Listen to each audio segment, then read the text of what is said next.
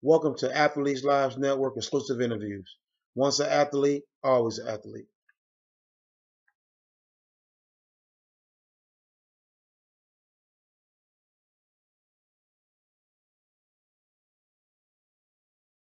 Okay, who is Harry Edwards? That's a good question. Um, Harry Edwards is a guy that took a hobby and just figured out that it became a mission, and trying to do good things for kids and giving them some things to do to make better decisions. Um, you're going to learn a lot in this interview about why I do what I do, and some of it's going to shock you. Um, the Indy Racing Cheetahs, this program, I started this 16 years ago when my daughter and niece came to me and said they wanted to run track. Now, first thing I'm going to shock you with is that I never ran track. I have no track background. So understand what I had was a background of management, a background of sports. I did play football in high school, and I had a background in coaching.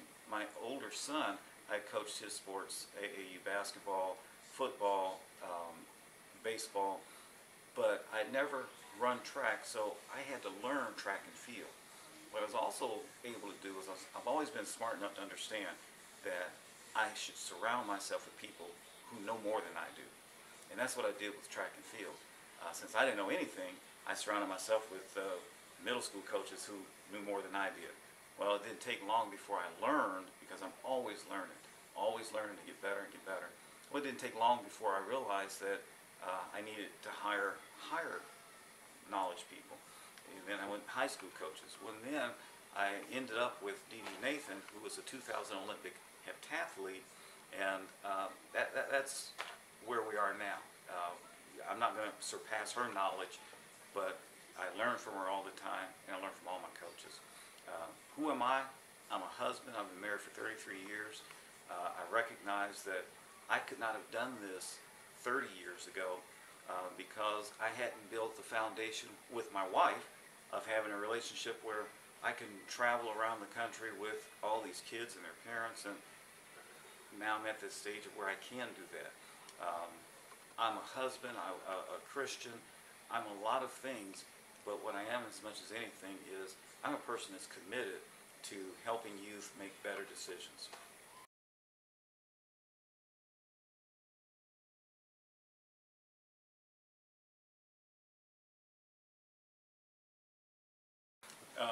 My early influences in sports came at an early level from a standpoint of, we played basketball, football in the neighborhood, but we played football, sandlot football, at a little bit higher level than most people did. We organized offenses, we organized defenses, we had plays that we called audibles, and my dream was to be a quarterback. I wanted to be a quarterback with all my heart, playing the NFL. And it wasn't until I realized that I had scoliosis after my sophomore year and needed to have spinal surgery that, okay, that dream wasn't gonna take place. But I was also a straight A student. My influences back then were, Chicago influences. I grew up in Gary, Indiana. My influences at the high school level, some of my teammates, man, I mean, Michael Billingsley, Isaac Griffin. Isaac Griffin was this big kid that he was just big in all kind of athletic ability. Man, when they took him to Michigan State, they trimmed him down from 270 pounds to 230 pounds. Shaved away everything they didn't want. When he came back after his sophomore year, they put on everything they wanted him to, and he was 280 pounds, 6'6", 280 pounds, solid rock. One of the things that he said to me before he even went to Michigan State was, man, I'm going to always stay humble, because the same people you meet on the way up are the ones you're going to meet on the way down. And that always stuck with me, not necessarily just from an athletic standpoint, but just stay humble. I don't care how big this program gets, we're never going to get so big that we can't remember where we came from. Started with 2 kids. Now we've got programs that throughout the year we end up 400 kids come through our program. Don't care if it gets to be 4,000. I'm still Harry Edwards, and I'm still going to always remember that I remember what it was like when there was 2 kids, and I didn't know anything about track and field.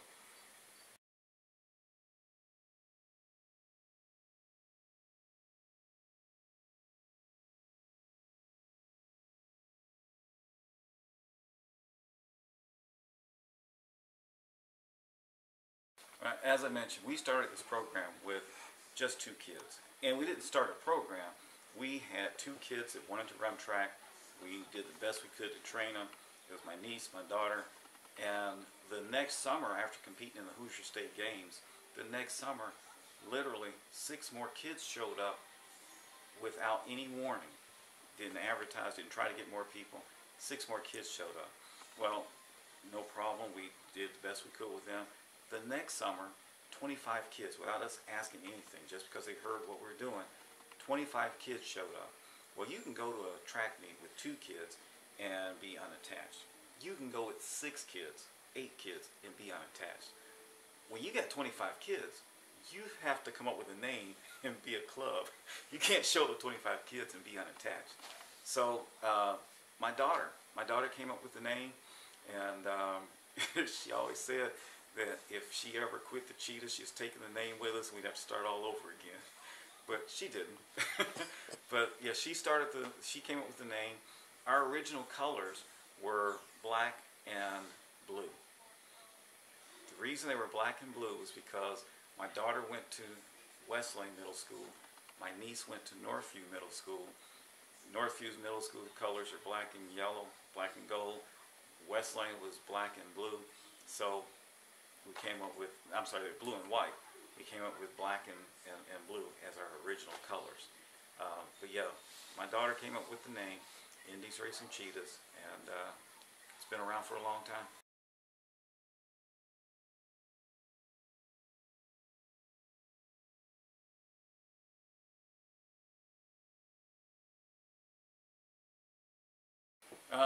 My wife's support has been just tremendous.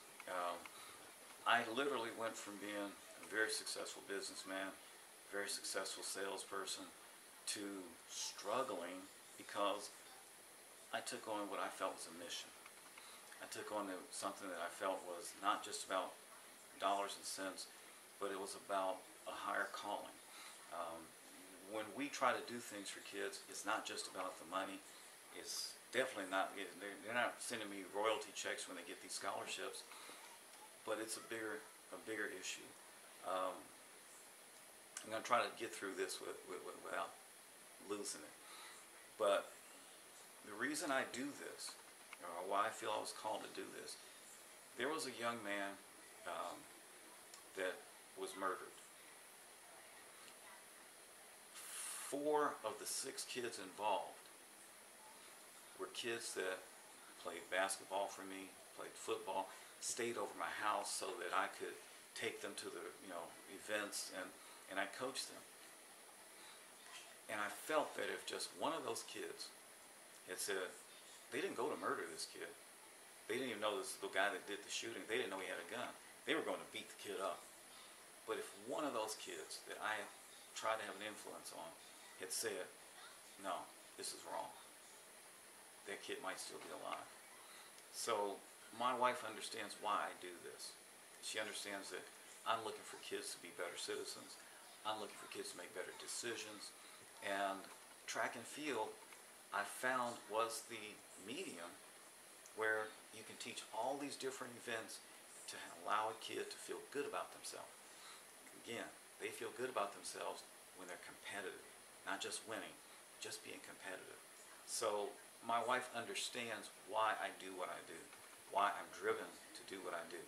It's a bigger thing than just our household. It's about trying to make a better society.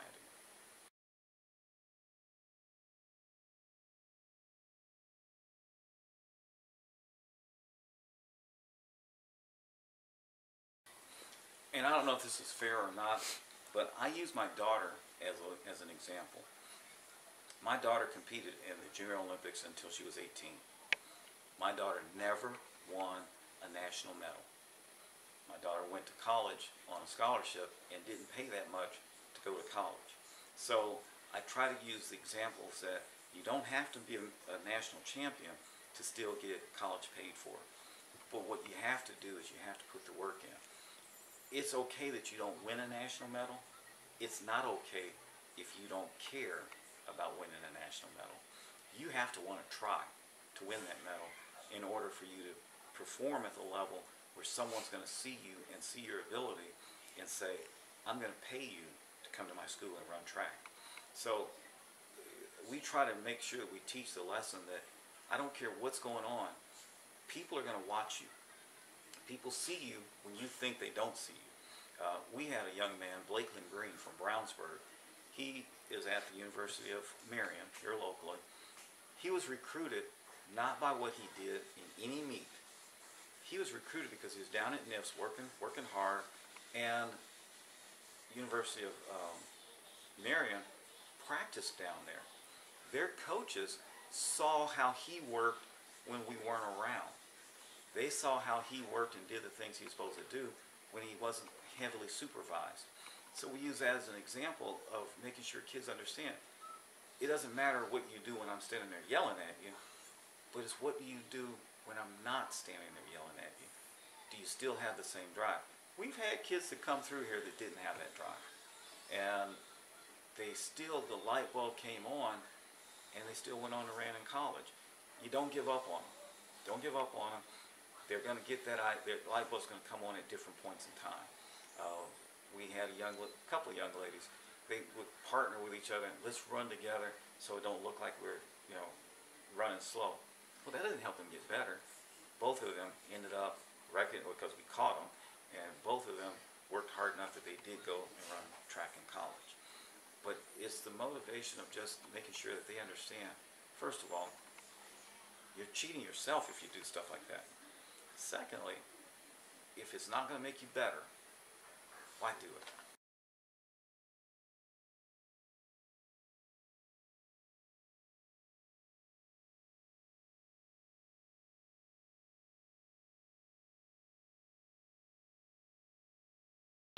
Obviously, there is more than just my daughter.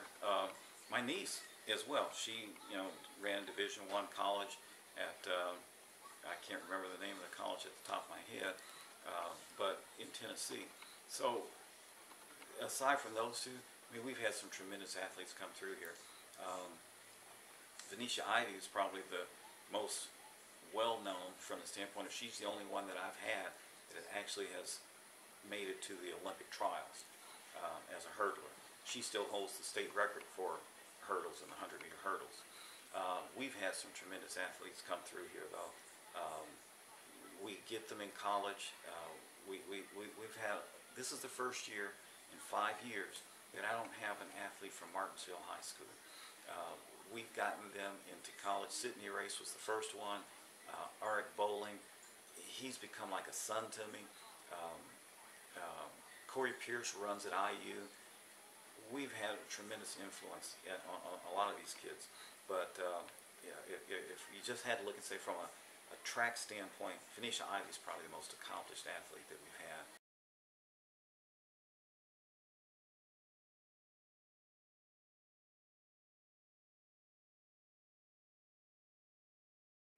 Well, theoretically, and I don't know if this is going to work or not, but I've been told I was going to stay around till I die. Maria Eidenbach, one of our cheetah parents, has taken the responsibility of wheeling me out in a wheelchair and making sure no one leaves me out in the sun and taking me back. I hope not to be there that long, though. In 10 years or so, I'd like us to be at the point of where one of my younger coaches steps up and takes over the ring. Specifically, I have plans that Lorraine Day is the one that's going to be that person. She's like a daughter to me. She's been with me for almost 10 years now. And her daughter is 6 years old, not running track yet, but eventually that bug's going to get her. And be able to keep this program going because you have to have that youth. You have to have someone with younger kids. This is a tough thing to do if you don't have a child involved. So that's why you have to have somebody with younger kids coming along and being able to keep the program going. But I don't see the Cheetahs ever going away.